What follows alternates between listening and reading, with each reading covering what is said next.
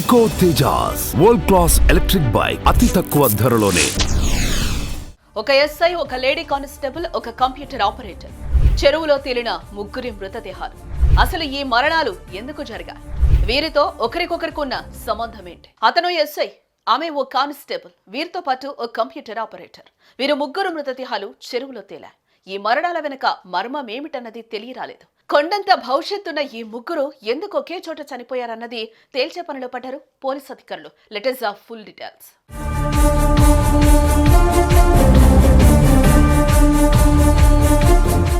ఇదిగో ఇక్కడ మనం చూస్తున్న ఈ ఎస్ఐ పేరు సాయి కుమార్. ఈయన బిక్కనూరులో విధులు నిర్వహిస్తున్నారు. ఇక ఈమె పేరు శృతి.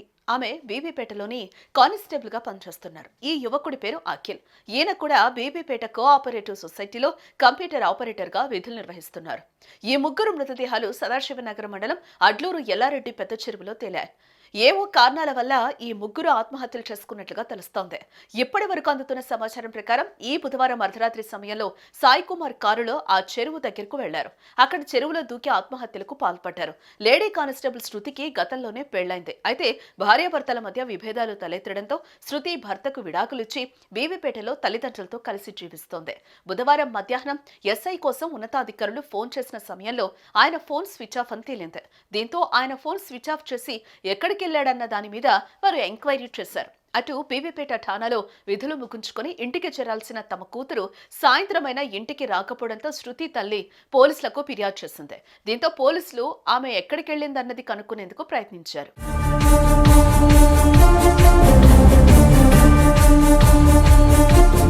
పోలీసులు చేసిన విచారణలో శృతి ఫోన్ సిగ్నల్ పెద్ద చెరువు సమీపంలో ఉన్నట్లుగా తెలిసింది. వెంటనే పోలీసులు ఆ ప్రాంతానికి చేరుకున్నారు. అక్కడ వారికి ఎస్ఐ సాయి కుమార్ కారుతో పాటు శృతి, అఖిల్ చెప్పులు, సెల్ ఫోన్లు దొరికాయి. వీరందరి చెప్పులు, ఫోన్లు ఇక్కడ ఎందుకున్నాయి అన్న సందేహంతో పోలీసులు చెరువులో గాలింపు చర్యలు చేపట్టారు. కొంతసేపటి తర్వాత వారికి అఖిల్, శృతి మృతదేహాలు చెరువులో దొరికాయి. గురువారం ఉదయం అదే చెరువులో సాయి కుమార్ మృతదేహం కూడా లభ్యమైంది.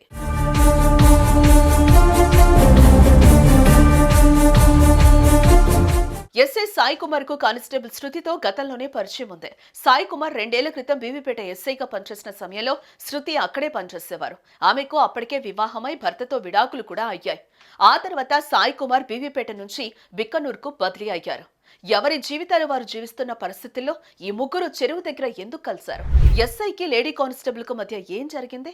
మధ్యలో అఖిల్ వీరితో ఎందుకు కలిశాడు? వీరిద్దరితో పాటు అతను కూడా ఆత్మహత్యకు ఎందుకు పాల్పడ్డాడు అన్న ప్రశ్నలు ప్రస్తుతం పోలీసు అధికారుల ముందు నిలిచాయి. ఈ మొత్తం వ్యవహారం మీద సమగ్రమైన దర్యాప్తు జరిపే దిశగా పోలీసు అధికారులు ముందుకు కదిలారు.